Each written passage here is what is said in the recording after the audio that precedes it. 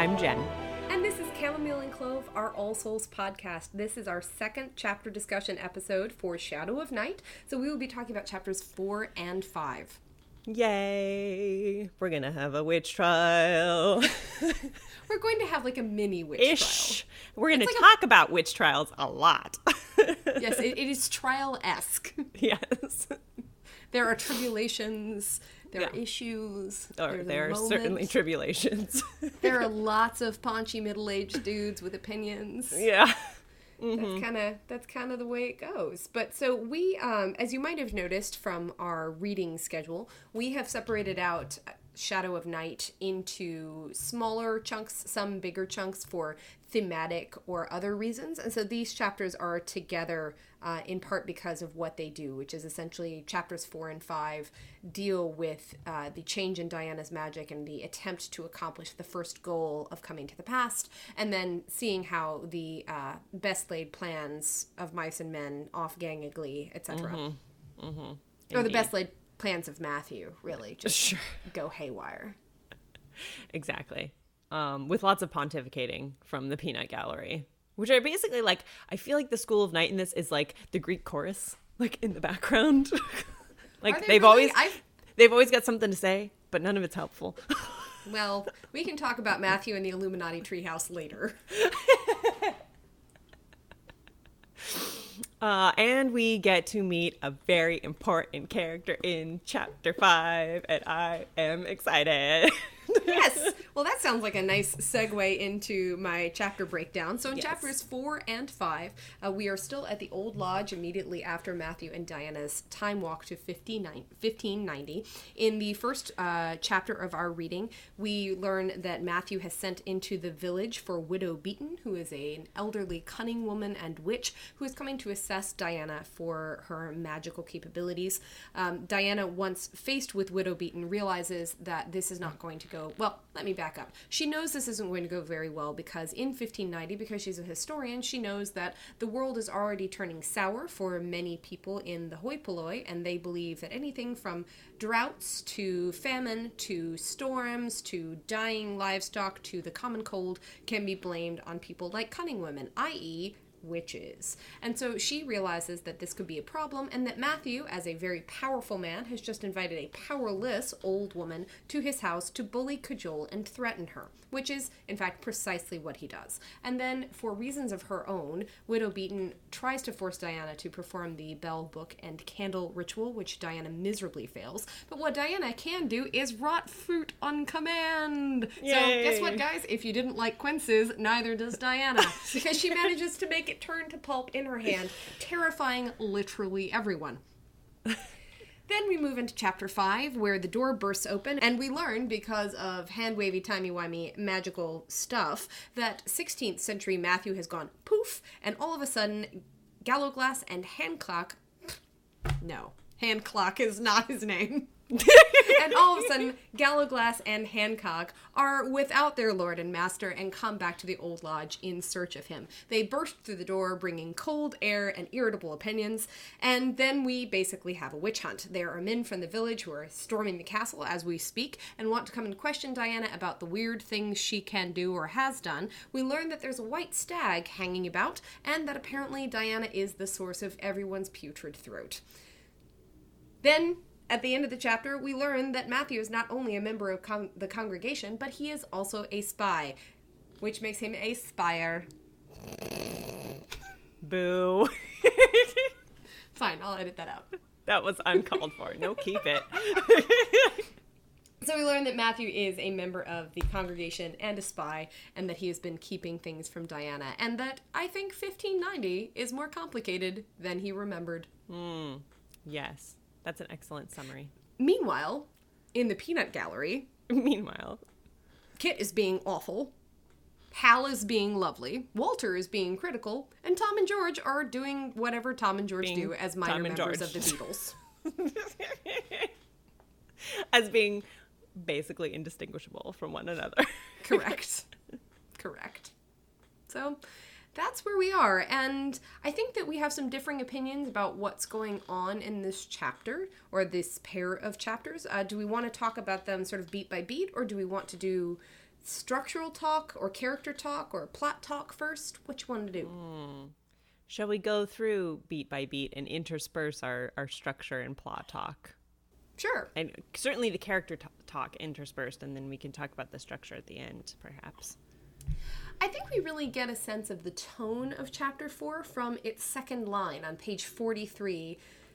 Their suggestions illuminated a collective disregard for women, witches, and everyone who lacked a university education. As it turns out, Diana falls in 2 of those categories, which means that in Chapter 4 she might as well not exist. Yeah. And that's our episode, guys. Thanks for listening.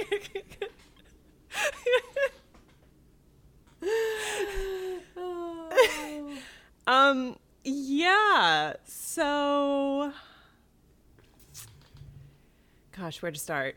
I think we start by saying that they all have a lot of opinions. They do all have a lot of opinions. Not many of them move the ball very much forward. They're not helpful. But for me, I think that the reason I was tempted to talk about basically structure and plot first is that I think that what these 2 chapters do is essentially advance the kinds of conflict or introduce the kinds of conflict that we're going to be seeing for the rest of Shadow of Night. That is to say, conflict between Matthew and Diana. How do we actually live in a relationship together? How do we balance out our strengths, weaknesses, and vulnerabilities?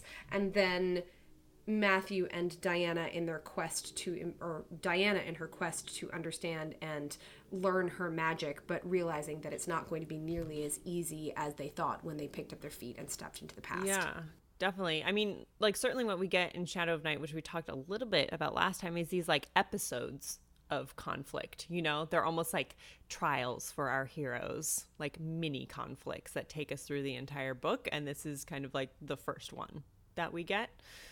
And yet, I think that the theme, at least in the first half of the book, of that conflict, particularly between Matthew and Diana, is related to the development of their character up until this point. That is, that Diana has been so willing to subsume herself in Matthew, and now that we're in 1590, where she assumed that he would have everything under control and have the upper hand, we are learning that even the great Matthew is quite fallible, and that his vulnerabilities and weaknesses are absolutely highlighted by his very best friends. Sometimes your friends bring out the best in you, sometimes they bring out the worst in you. And in the School of Night, I think it's fair to say that they sometimes bring out the very worst of Matthew.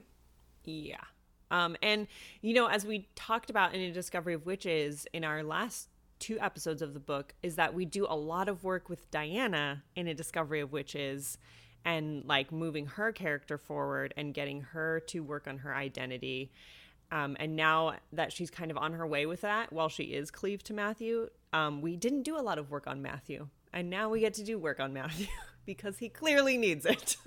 Certainly. And it's also possible that we are with a Diana who, by virtue of her new insecurity, that is the insecurity of being in a different time, is also noticing or commenting on things about Matthew that perhaps she let slide before. Yeah. And Matthew is like, certainly this travel to the past has allowed those things to be magnified more than they were previously. And they're much more explicit in just right there out there. For example, if you want to fit in the 1590s, then stop questioning me. No, thank you, sir. No, thank you. Hard pass. I would like to go back to 2010 now, thanks. If this is how it's going to be, I'm going to turn this time travel trip around, sir. And, you know, I think that that's a sticky point for Matthew's character in general, because if we are buying the timeline that the book is selling us at this point, we've only been in the past for a couple of days, which like means 4 days. that this is not very far from the surface of Matthew at any given time, which is to say he was far more broken in A Discovery of Witches than Diana let us see. Right. Yeah. Because, of course, she, as the narrator and oftentimes unreliable, gets to pick what she lets us talk about. So, yeah. Now that she can't avoid it.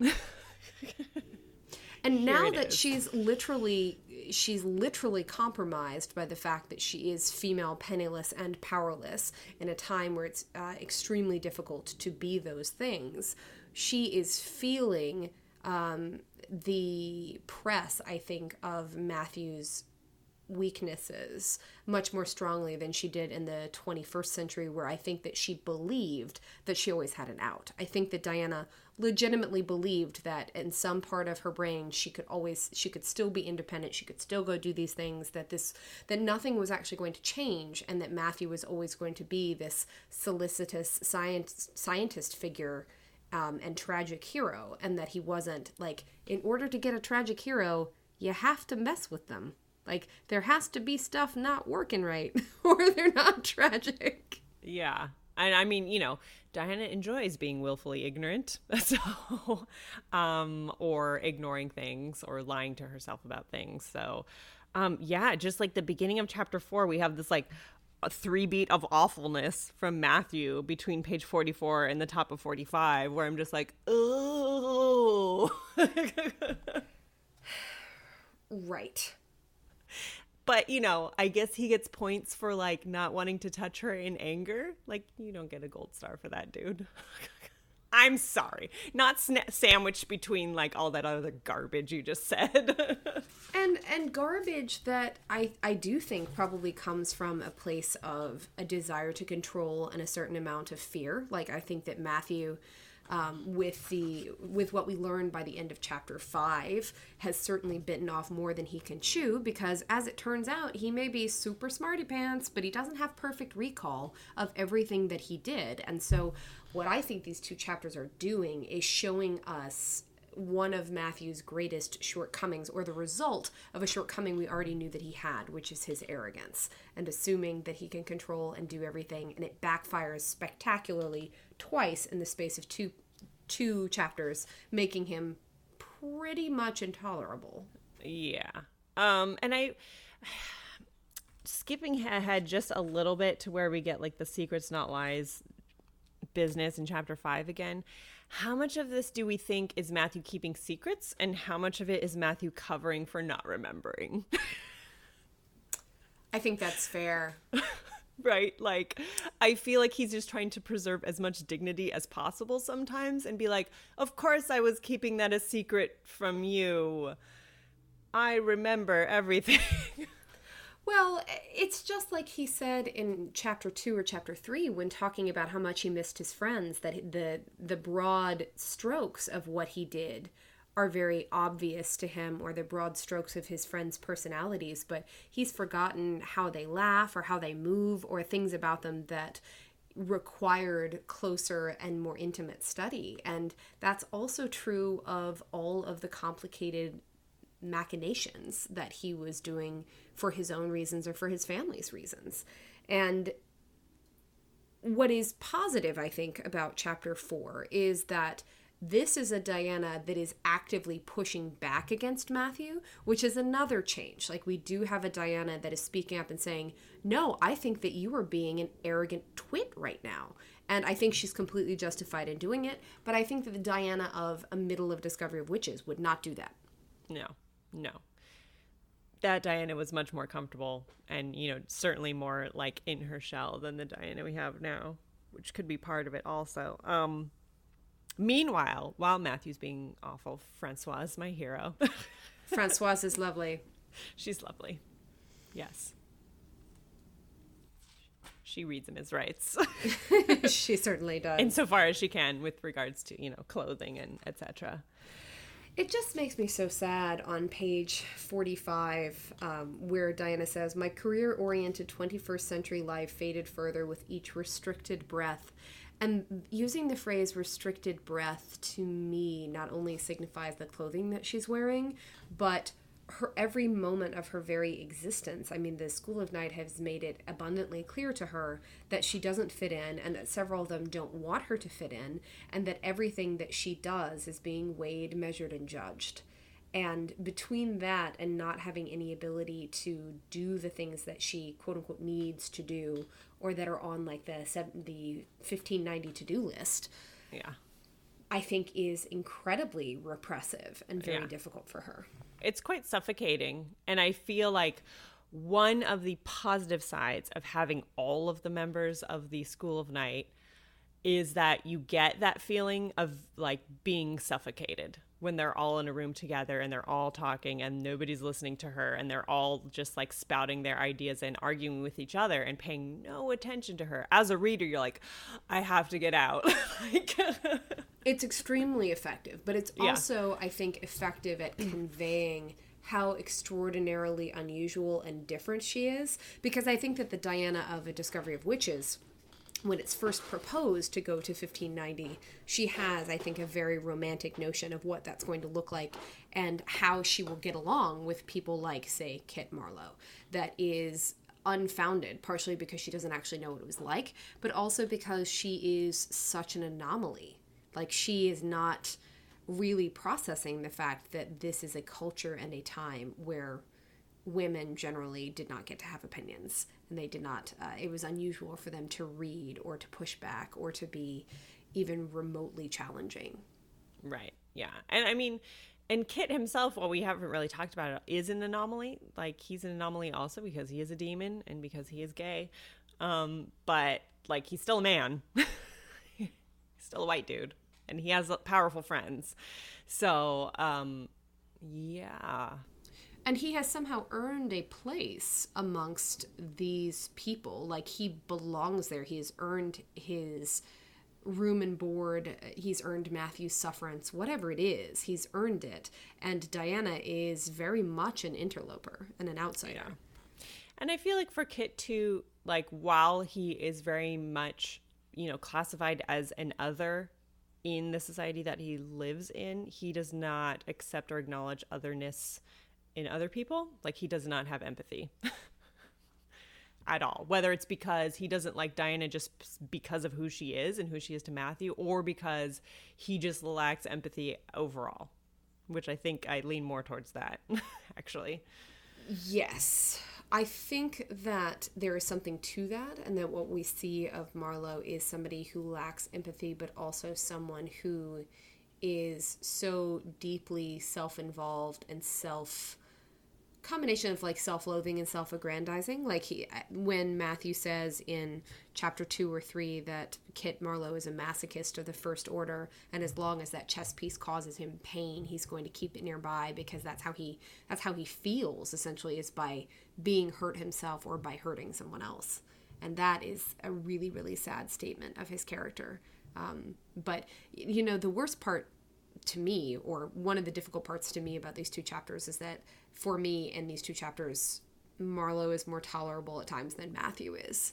And oh, for sure. And I wonder somewhat what we are doing with that. I think it is the launch of the Matthew and Diana, like, not everything is great in paradise sort of conflict. Like, how do you actually marry and make a relationship with somebody who is as damaged as Matthew is? And somebody who keeps as many secrets as Matthew. Like, Diana has kept the thoughts about her changing magic to herself for like 2 days.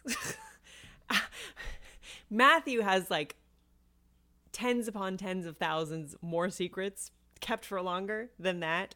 And he just like cannot accept it from other people. And I think in the case of their relationship, even secrets are a terrible idea, because he won't even tell the secrets where it's like, this would be helpful to know. Like, this would, he's just like, I'm going to keep them all, and it doesn't matter if they're helpful for other people to know in this situation or not. I'm just going to keep them all to myself. And that is not healthy for a relationship, you know, or a person.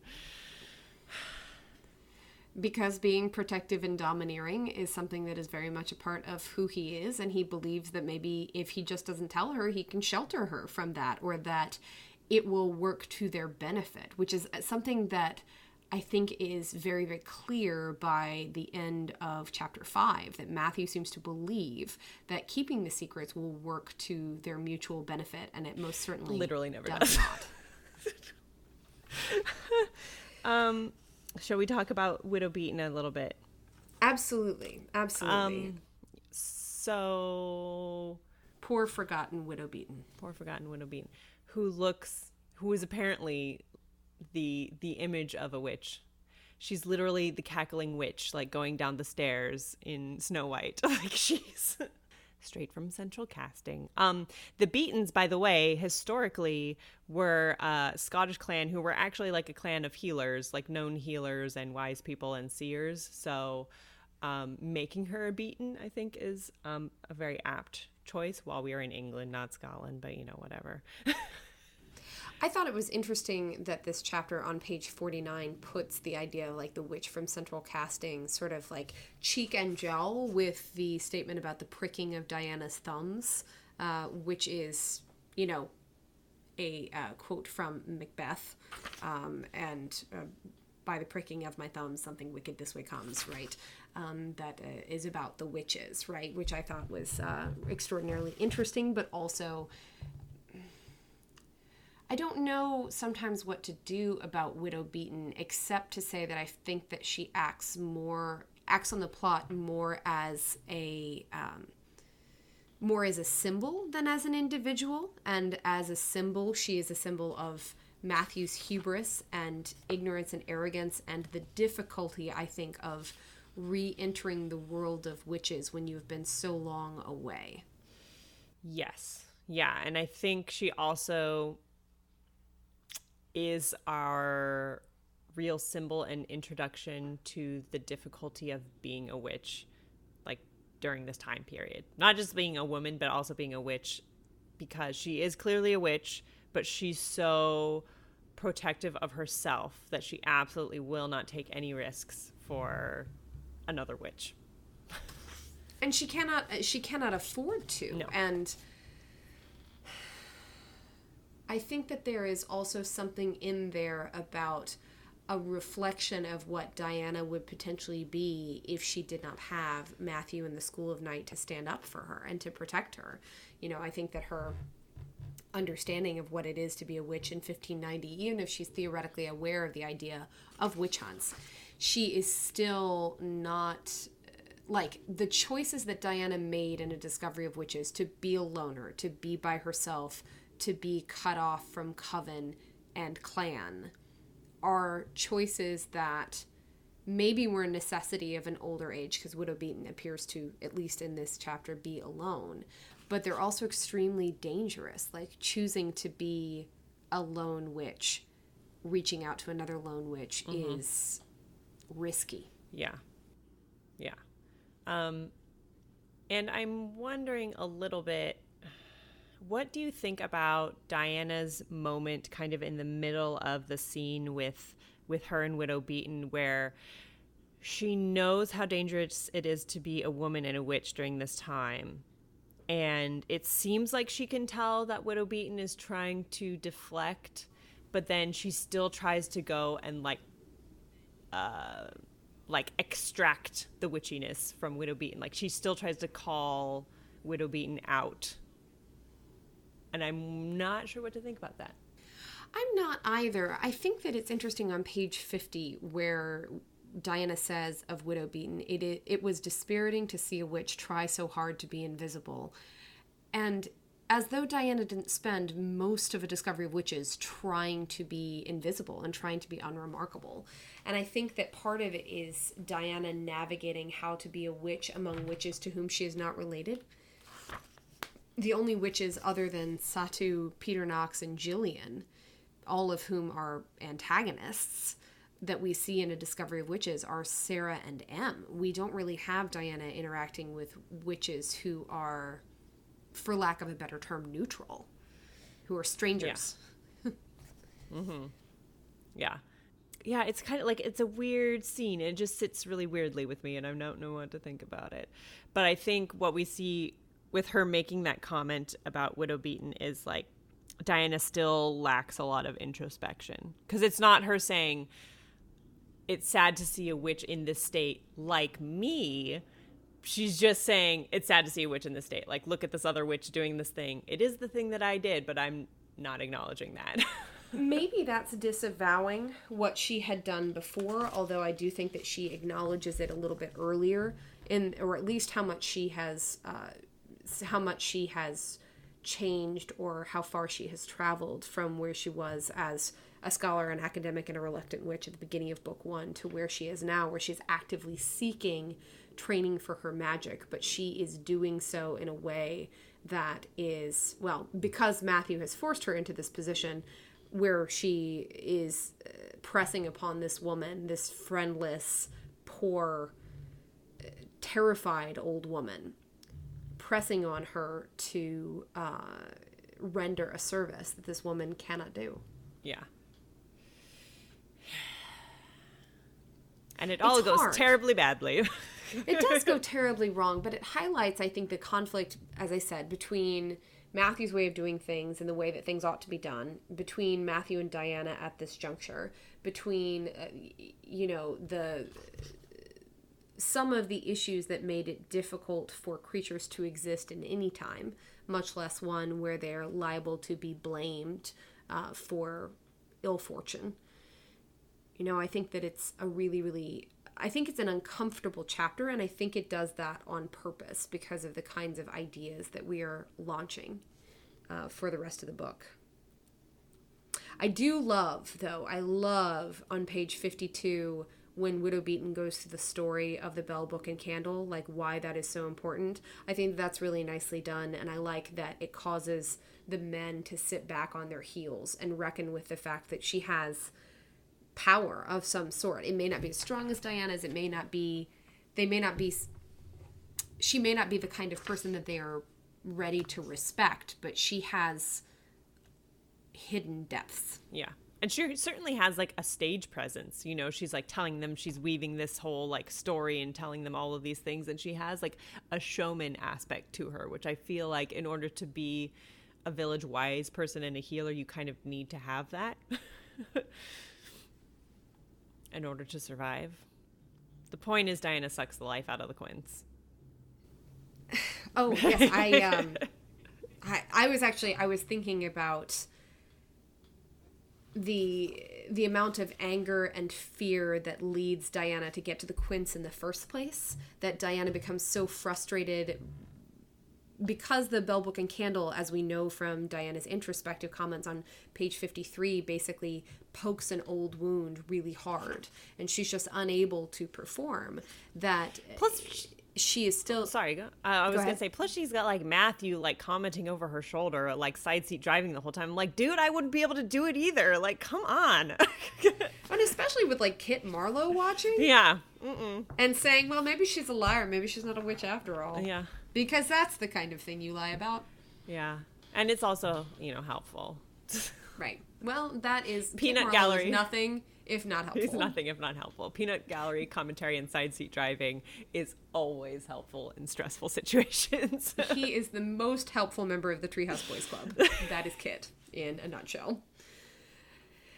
In any case, it's just... I feel for Diana so much when her anxiety rises to the level where she's like, I can't do that, but here's what I can do. And then we have Diana in her characteristic, like, brashness, stupidity, short-sightedness, being like, let me melt fruit in my hand in front of you. We'll see how that goes. Although I think, from her, like, inner monologue, that's not what she was trying to do, but it's certainly what she did. Certainly not. And I think it's interesting that she frames it as taking hold of the fruit's secrets, because that suggests to me that she is beginning to see the fruit as like a sum of its parts, or as like the fruit as a process, the fruit as an equation or like a creation, in a way that I think is nice foreshadowing for how we will understand her magic by the end of this book. And I think also like a little bit of a metaphor for Diana herself and maybe what she like fears will happen to her. Like she has all of these secrets and she knows that her magic contains a lot of secrets, but like trying to extract them, I think maybe part of her feels like she will just end up in dust, like in ruin, if we try to unravel all of her secrets. And that's certainly, I think that fear is not misplaced, and based on the reaction to her fruit shriveling efforts, it seems that it's terrifying to everyone else. And I don't know. I think it's interesting as a symbol that we choose to use the quince, which was one of the key sort of visual symbolic elements of bringing us into the past, to also demonstrate how Diana is changing or how the nature of her power is expressing itself differently than it was in A Discovery of Witches. Like, you know, the quince is like this, as this like really ripe, unusual fruit of a particular time that sort of unravels because Diana has applied herself to it. I don't know. Mm-hmm. It is nice. And then we get this kind of almost blamey conversation with Matthew. First of all, that she hasn't expressed how much her magic has been changed. And again, it's been like 3 days. Like, come on. But also he's like, well, your magic should have done X, Y, and Z. And should is a difficult word because it can be very blamey. Indeed. And I do think that Matthew on page 57 is sort of grasping for control and grasping for a way to understand what is going on, because I think he's legitimately terrified by what he just witnessed. It was one thing when her magic was only elemental. It's quite another when it seems to have this component, this dissembling component, even though theoretically from her DNA results, he should have known what that was. Yep. We know she has all the powers. And I feel like, okay, so with the elemental magic, to me, the way I think about it is that those were kind of like, you know, really high pressured geysers of Diana's magic.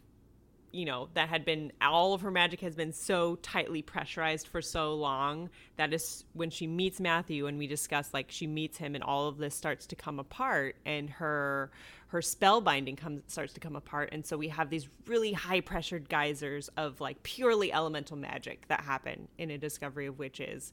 And I feel like what we're getting now that the pressure has decreased somewhat and she's begun to willfully use her magic is we're getting more like steady streams of magic rather than these like outbursts of magic. More importantly, to me, it's that she's begun to ask questions about her magic. Like, she has begun to wonder how it works, or she has begun to use her magic consciously as a way to explore the world. She talks about her third eye in this chapter. She talks about sort of reaching out to feel what is inside of the quince or feel what is inside the flower. And Matthew's very narrow understanding of what her magic is doing, I think, comes both because he's not a witch, but also because he's just looking for a hypothesis. Like, he's going to stick to it until it doesn't work anymore. And it's pretty clear that is all falling apart. Right. And, you know, them trying to say, like, well, it's changing. It's not really changing. We're just seeing more aspects of it now that initial pressure is gone. We're just able to explore more of the different elements of her magic. And Matthew very much wants it to be like, either it's this or it's this. Well, and I think that feeds into their conflict, and the conflict that will drive us through the vast majority of this book related to their relationship is that Diana is not as biddable. Diana and her magic are not as biddable in this book as I think Matthew initially bargained for. You know, she and her magic are not going to do as they're told, and they're not going to follow his plan. Right. Like he has this idea of what her magic should be, what he wants it to be. And Diana is very much on the other end where she's like, well, this is what it is. It's not what you think it should be. It just is. This is what it is. And, you know, we're going to follow that thread. Yeah. And that's chapter 4. I would just like to point out on page 57 where Matthew says, she knew you were powerful. The smell of her fear filled the room. Perhaps it was too soon to put you in front of a stranger. Thanks, Matthew. And also, like, I don't think it was necessarily just like fear of Diana's power, although it could certainly be part of that, but maybe like fear of these like 6 powerful men that she's also been placed in front of, who are staring at her. Right. And I think that, you know, while I'm not necessarily a huge fan of having the entirety of the School of Night in the room with Widow Beaton because they don't really do a lot, what they do accomplish is placing more pressure on Diana in a way that highlights the power discrepancy between herself and Widow Beaton, but also between the men and Diana. And they serve as sort of like they weigh down the chapter in a way that makes it a really uncomfortable chapter to read. Yeah. And like they display like a really large amount of arrogance, where she's just like, wouldn't it be a better idea, like, if I do have to speak to this strange witch, can't I just do it like one-on-one or just with Matthew? And they're like, no, of course we have to all be there and nothing could go wrong. One for all and all for one. Yes, and like it's gonna be fine and we're all just gonna be there in the room, and that's never caused anybody to like wind up in a puddle on the floor. No pressure. That wouldn't be remotely intimidating, not at all. No. But they're entirely arrogant. And they continue their arrogance into chapter 5, but the good news is we have the entrance of two characters who, in their delightful nature, are having none of it. And ladies and gentlemen, boys and girls, humans of all shapes and sizes, I actually really like Davy Hancock, and I wish we got so much more of him than we do. I think that he is just a breath of fresh air. Mm-hmm. Davy Hancock and Gallowglass buddy cop, please. Yes. Gallowglass and Hancock does actually sound like it ought to be a TV series. Right? It's totally a buddy cop drama right there. Somebody fanfic that for us, please. Thanks. Yes. Yeah, so we get chapter 5 begins like much the way most of chapter 4, was, where they're talking about different method. Well, they've gone on to, I guess, like rewrite Dr. Faustus, because that's the most important thing they could be doing. Well, because it's a vanity project for Kit, and he cannot stand to have people not paying attention to him and not thinking that he's precious and charming and valuable, which of course reflects on Kit's self-loathing and the fact that he believes himself to be valueless. And so we've, of course, taken this entire encounter with Widow Beaton, and the thing that Kit has gotten out of it is, gee, wouldn't she be a great character for my book? Right. Let me make her the horrifying opening to my Dr. Faustus in order to satisfy my own vanity and to use this poor woman and her experience as a symbol for some other thing that's and important to make it all about me. Make it about me. Make it my about name me. is Kit Marlowe, and it is all about me. And we also have a brief mention of Ashmole 782. I mean, apparently they're looking for it. Who knew? No. We are sending Kit and George to look for it. Yes. Yeah. So apparently that's still an important plot point that we are in fact working on. Nobody would have known. Do we like Gallowglass? I think we've already betrayed ourselves by saying that. I do like Gallowglass. I like him a lot. He is my favorite character in all of the books. I know a lot of people agree. Yes. He is something else. And yes. I think that I like that he offers a contrast to Matthew of the kind of like vampire male that could be. I do like that there is a diversity of character traits amongst the male vampires. I like Gallowglass's bluntness. I like his humor. I like his unexpected gentility. Like, one of my favorite moments in this chapter is when Diana's about to fall down and he just catches her and just puts her in the chair and just holds her still. I love that he is very, like, he has the gentility. He's also very unassuming, and he's one of the only people in this chapter that's not being judgmental. Like, judgmental of Diana's magic. Like, he just observes it. He's like, why is she so shiny? But everybody else is judging her magic, and he's just like, she's really shiny. You want to do something about that? Yeah, and he also immediately embraces her as a member of the family and starts calling her auntie, which is my favorite endearment, like, just ever. Yes, I think it's lovely. And I think it's lovely that he is in a position, almost more so than anybody else in the room, to say, really, to Matthew? I mean, to give Matthew the I'm looking for my words today. Like dressing down, really? Well, to give Matthew the dressing down that he needs, but particularly the bit of pushback that at the moment Diana is too overwhelmed, I think, to give, other than what she gave in chapter 4, and then to have Widow Beaton's go exactly as she predicted. And it seems to have made no difference, because the only thing that happens between the end of chapter 4 and the beginning of chapter 5 is that the School of Night still agreed that a witch would have to be found. Not that, gee, Diana, you were right, perhaps you should find your own witch, or gee, everyone, I think this is more difficult than we thought, or gee, maybe the lady should find her own teacher, or gee, maybe we don't know everything. None of those things happen. None of those things have changed. And so as a male who can come into the situation and be like, whoa, like, something's wrong here. You know, Gallaglass, I think, occupies a unique position, and one that he and Davy, I think, share together. And they do it in just, like, the most delightful manner. The most delightful. I super adore Diana and Gallaglass's exchange. I think it's on maybe 160, where she accuses him of being Baldwin's child, and he's like, whoa. Let's not be nasty. Like, no need to name names. I think it's adorable. I just love, like, basically all of their exchanges, I think, are really, in terms of writing craft, are really artfully done. And they have a lovely relationship.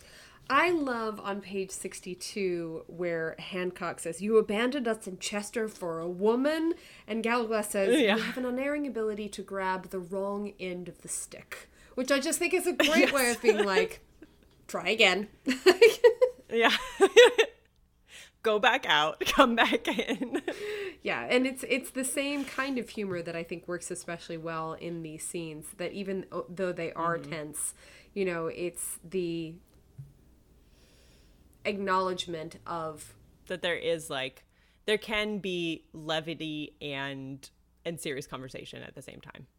Levity and tension, and the tension that is brought by Diana realizing that there is more at stake here, that, like, something more is going on, and that this isn't just about being at the Old Lodge with the School of Night, that there is more going on in the outside of Matthew's life in 1590 than I think either of them had bargained for. And we sort of catch Matthew flat-footed, because he has to admit that not only does he not remember everything, but that he is a far more powerful person in 1590 than she expected him to be. Yeah.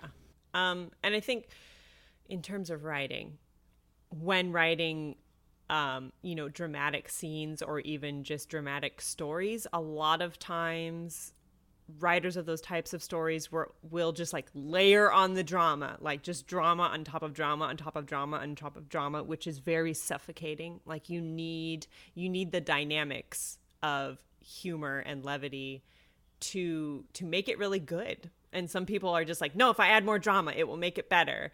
And sometimes you need to go the other way and just add something that's on the other end of the spectrum, just a little bit, to make it really, really good and really interesting. So I think it's very well done in this chapter. Yes. And I think that it is also well done on pages 62 and 63, sort of like the escalating sense of anxiety that we get before the three men from the village actually end up coming in, where Matthew's trying to downplay what's going on in the village, which he surely heard about. And he's trying to downplay the fact that he's on the congregation and all this other stuff. And he's like, nobody needs to know that. Pay no attention to the man behind the curtain, la la la la la. And yeah, he clearly textually knew, like, about all of this, and he's known, like, maybe since day one that this is a problem. And then he throws, secrets but no lies at us, and I can't with that anymore. I think it's one of the last times we get it in the series, but I'm just not interested. I don't think it works for their relationship at all. Yeah. I mean, I think that it's worth talking for a minute about the amount of damage that their relationship sustains in the first 5 chapters of Shadow of Night. And whether that is damage that it sustains by virtue of the fact that Diana is now in enough possession of herself to recognize, like, the application of Matthew's worst qualities, or whether it's something that's sort of been there all along, or whether it's new, you know, like they take some steps back here, and her trust of him is significantly compromised. And I think that she's laboring under the delusion at the beginning of their, you know, field trip to 1590 that their marriage is in good shape and that they're in good shape and they know how her magic works and they know how this is going to go, and they're just going to find the book, get a witch, come home. No. Sorry. You know, the essential story fuel of things get worse. And not only is her trust in Matthew really, really damaged in the first part of this book, but he also fails to acknowledge it. He instead just covers up, and he does it like super condescendingly too, where he's just like, I promised you secrets, but not lies, and this is only secrets, and neener, neener, neener. And that's on page 61. I'm paraphrasing, obviously. But that tone is like super, like he does not care. And he's almost rubbing it in her face a little bit. Like it's very close to the line for me. Yeah. It's certainly, and especially when you have him being such an arrogant twit in this portion of the book, and you have Gallaglass being so thoughtful, so considerate, so opening, there is certainly a conflict there of Matthew doesn't have to be this way. This is part of who Matthew is, you know, and that if he were able to check his worst traits, he could be more like Gallaglass, or more like Gallaglass's father Hugh, who, as we know from Discovery of Witches, was Matthew's favorite brother. And if Matthew weren't so much on the bros before hoes train in the first 5 chapters of this book, which is a lot of what we're, pardon my French, it's just one big boys club. So information is disseminated to Diana, and then we get the gentlemen from the village who have acquired colds and would like somebody to blame for their cold. I would like somebody to blame for my cold, but I'm not going to start a witch trial over it. Before we got to that, I wanted to talk about this series of exchanges that we have on 66 and 67, where Diana loses her temper and where she goes through this whole thing about being feisty and being able to take care of herself, which I don't know is demonstrably true in the space of this chapter. But then I am not entirely satisfied by Matthew's reaction to her when she threatens to flatten him, where he seems to find it amusing that she has been driven to the point of basically an angry, anxious temper tantrum. Like, I don't find it to be cute or funny. That just doesn't land well for me. The fact that she's like scratching, biting mad, and the text seems to think, well, this is all fine. Pat, pat, you sit in the corner, don't say anything, as these men literally come in to try and drag you off and put you in a dungeon. Yeah. And I think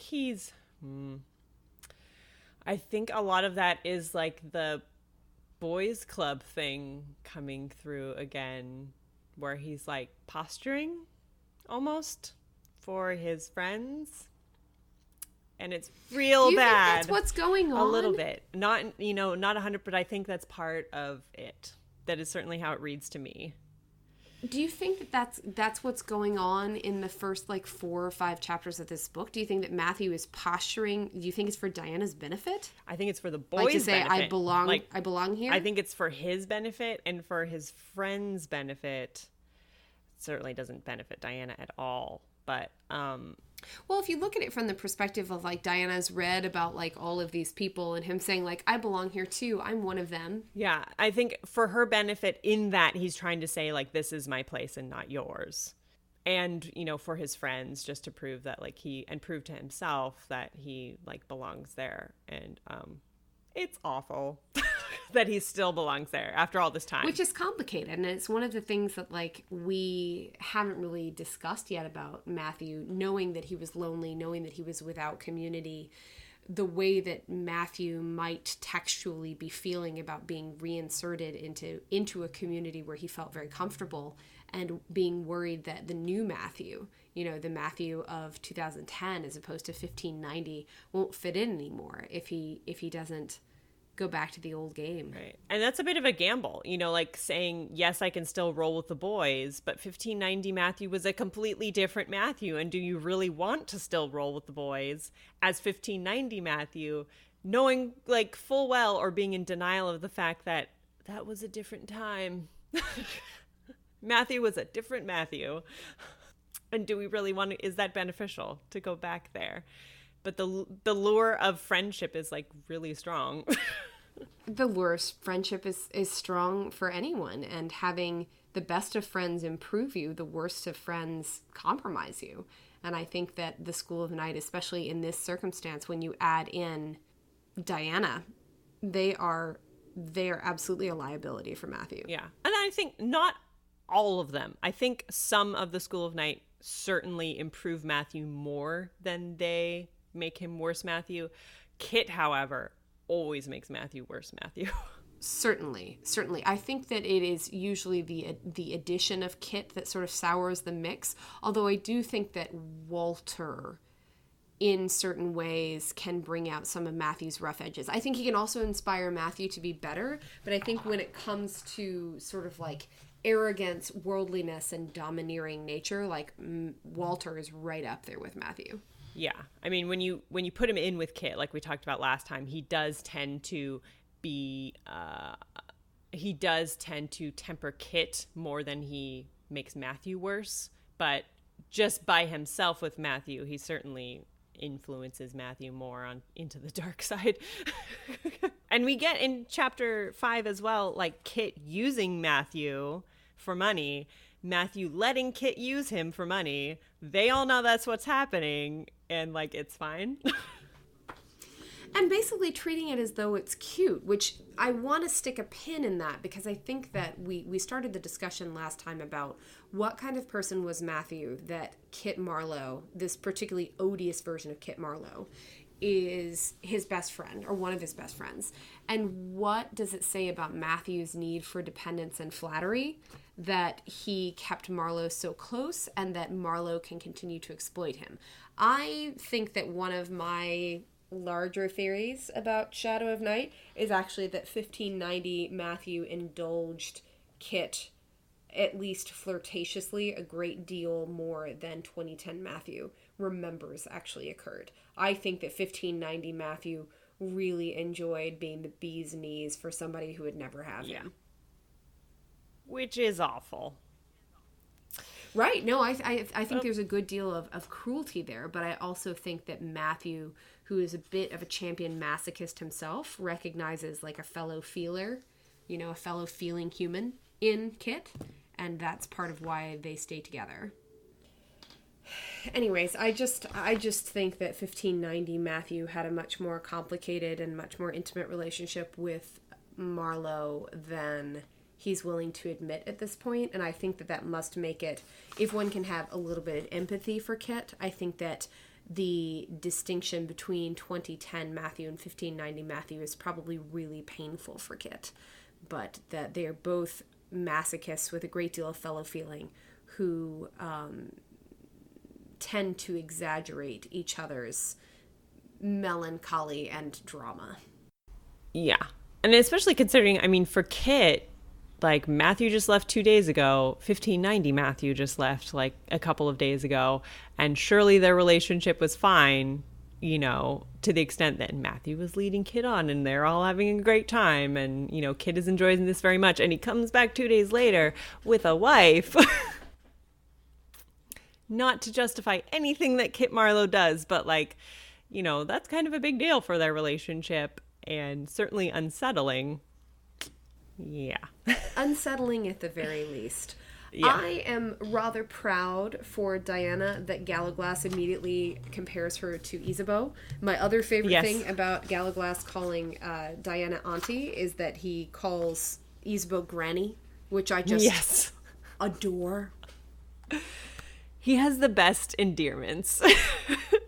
He's the only person who could get away with calling Isabeau granny. For sure. Oh, but I just like it. Yeah, because it's clearly not like condescending in the way that Granny could be seen as being condescending or negative. Like it's clearly like super endearing and loving. And also like super acknowledging Isabeau's unpredictability and capability, that they can tell Philippe all they want what to do about Granny. But Granny's going to do whatever Granny wants to do. Yes. Yeah. And that's on page, I forget where he talks about 67 to 68. Yeah. That's good stuff right there. He just makes my heart so happy. Yes. I do think that Matthew, being an important person and being surrounded by important people, does come to save Diana's behind from the pot of boiling water that Matthew dunked her in. Just because clearly the three dingbats from the village did not expect to be faced with the Earl of Northumberland, Walter Raleigh, two very large berserkers. Well, a berserker and then a Gale, technically, I guess. Right. And all of these other menfolk, like learned menfolk of status and reputation. And I thought that these two chapters did have a lot to say about the idea of status and reputation and how people perceive you, what they understand or expect you to be. And a lot of this is like, honestly, Matthew ignoring a problem like he did for a lot of A Discovery of Witches and saying like, I'm a very powerful person, therefore this will not be a problem. And now it's kind of become a problem. And he's like, I'm going to become more powerful and flaunt my power more, and the problem will go away. And the problem with that is that the thing that Diana has been concerned about since the beginning of the book, which is to say the power of human fear, like the power of fear of creatures is ever so much stronger than Matthew's sort of ironclad will. Yeah. And their, entire underestimation of the lengths that Widow Beaton will go to deflect attention away from herself. And, right, to protect herself, because she's now got a convenient scapegoat. Like she can ride on the wave of that deflection for months, probably. It will keep her safe to say, well, I'm not a witch, but there's one over there. Yeah. She gave me the fits. She gave you all colds. Go get her. Right. I am not the witch you're looking for. Yes, exactly. That one's over there. Exactly. Yeah. I just don't think that I think that they underestimated. It's clear that they underestimated Widow Beaton to their peril. Yeah. And as much as they're underestimating Diana, frankly, like this is just not going well. And oddly enough, it's sort of a flip, that in this chapter, Diana is chafing against the idea of being sort of the 16th century woman, but what ends up essentially saving her from the problem that Matthew caused is Matthew saying things like, my wife speaks to no one without my consent, my wife has been so solicitous and lovely of me, my wife is innocent, if you want my wife, you have to come through me. And those status and like reputational barriers are things that a witch like Widow Beaton cannot possibly count on, and Diana is saved from a potentially similar fate, from penury and outcast and disaster, only by virtue of the power patriarchy. Of 16th century. Yeah, the patriarchy. Yeah. Which, I mean, it does save her, but it also feeds into Matthew's own idea of like who he is now on the negative side of that.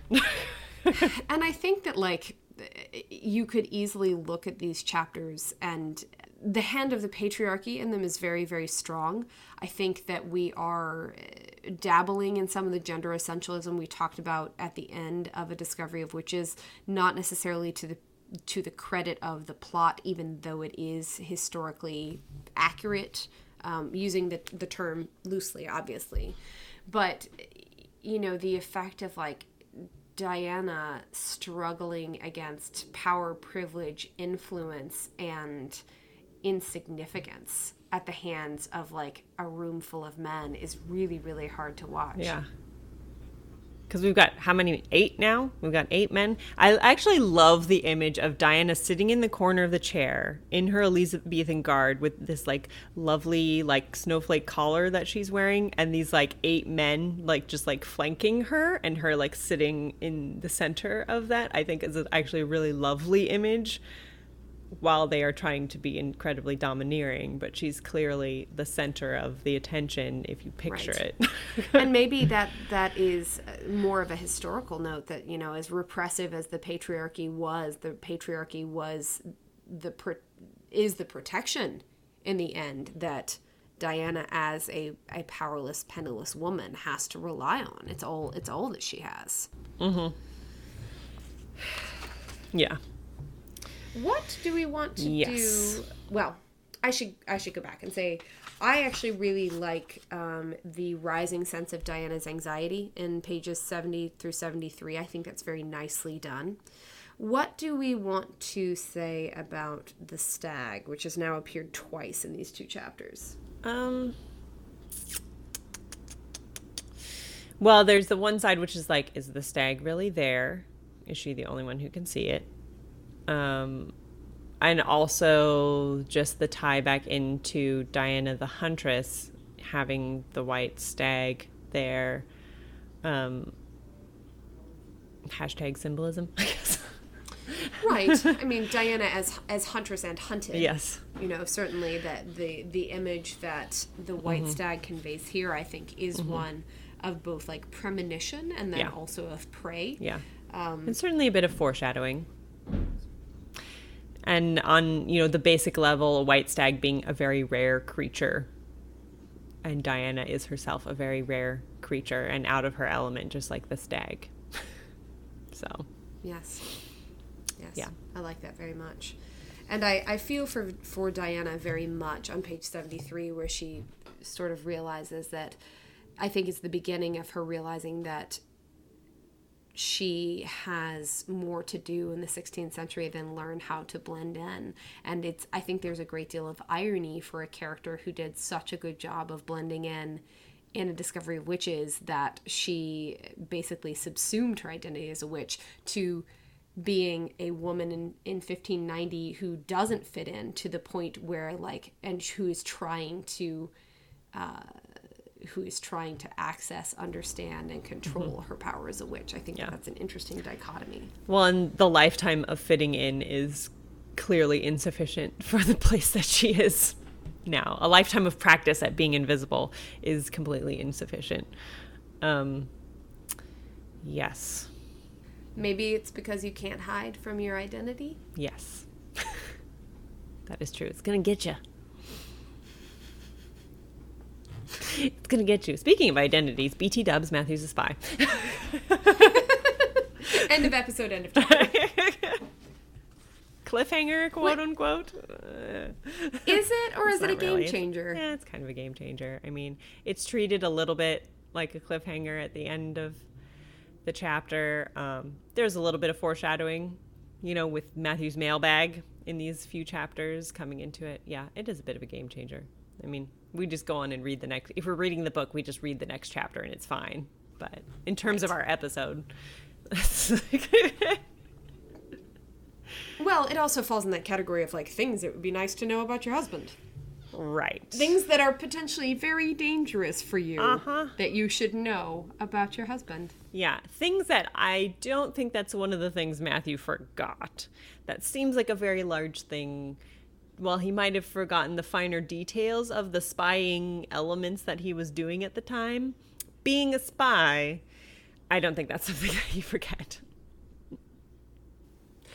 Yeah. Yeah. Well, it is a thing that we will have to address in the larger context of Matthew's identity. I wonder sometimes whether that is put there. I do believe that eventually it serves some plot purposes and that it has meaning for his character. But it seems to be, at the moment where we leave it, just a convenient way to sort of excuse the number of secrets that he keeps. Yeah. And to sort of like pad that aspect of his personality, which... Yeah. you know, at least in the course of the text that we have read so far, does not seem to do a great deal of service to Matthew. No, especially considering 2010, you know, contemporary Matthew had not been a spy for a very long time, so it's not a great excuse. Been like, oh, well, I was a spy, and therefore I'm always going to keep secrets. It's not a good excuse. I'm going to keep spying even when there's no one to spy for. Yes. Yeah. So, as we wrap up our discussion of chapters 4 and 5, what do you think is your favorite thing about these two chapters? Oh, Gallaglass, surely. His interaction with Diana, his just like love and care. He's like a warm blanket, a big warm blanket that comes in, and I'm like, somebody needs to be on her side. Like, somebody needs to be looking out for her. And if it needs to be this random dude who just showed up, then yes, sure. Like, absolutely. Yeah. I don't think that I can argue with that. Yeah. And I think that when we get to the end of the book and we do our structure and sort of character wrap episodes for Shadow of Night, I think I'll have a lot to say about what I think these two chapters are doing. But I think suffice to say for now that they seem sort of piddly and insignificant at first, but I think that they're actually the first real conflict movement from the end, essentially, of a discovery of witches, from, post-Juliet discovery of witches until now, which is part of why I think they're so uncomfortable, because they feel like they come really early in Shadow of Night, and yet, if we accept the premise that the story of Shadow of Night goes back into a discovery of witches, this is sort of the first pinch point of that story, of the story that has carried us into the past. Yes. Yeah. Which is, of course, why we kept them by themselves together. Indeed. They're thematically doing something just by themselves. Yeah. And so what is our next reading? We are going to be doing 6 and 7. We're going to be finishing out section 1, essentially, of the book. We are going to get a summons, and then we're going to have to talk about a flash forward, which is chapter 7. Yeah. Oh, you didn't say your favorite part. What was your favorite part? Oh, I said that I couldn't contest. Oh, okay. Gallaglass. So that was, yes, okay. I'm just double checking. Or maybe like the buddy cop show that is Davy and Gallaglass together. I really like how they come in and they sort of shake up the School of Night and add an element of unpredictability and sort of upset the balance. I think that is a really nice addition to the chapters. Yes. Yeah. So yeah, we look forward to talking to you guys about 6 and 7, finishing out section 1 next time. If you have thoughts that you would like to share with us, or if you want to say hello, there are multiple different ways to do that. One of those is through our email for longer discussion. That is chamomileandclovecast@gmail.com. You can also find us on Twitter at chamomileinclove, or using the hashtag #CCAlchemy for just little short outbursts of discussion. You can email us at chamomileandclovecast@gmail.com, or you can follow our blog at chamomileandclovecast at chamomileandclovecast.wordpress.com. There are, as we speak, 20 tickets left for attending All Souls Con in Philadelphia this August. If you're going to be in the neighborhood and you'd like to do so, we strongly suggest that you should come and see us give our talk. But if you wanted to join in on the internet, there are also $5 passes for watching it on the internet in the comfort and security of your own home. Yes, and the last place you can find us is on our Facebook page. Facebook page for the podcast is Chamomile and Clove Podcast, and our discussion group is the Chamomile and Clove Clovers, where we will be certainly starting some Shadow of Night discussion as soon as we drop these episodes. So go over and join that. We have polls and fun things over there. So we look forward to seeing you there. We look forward to seeing you. Thanks for joining us. Yes, thank you. Bye.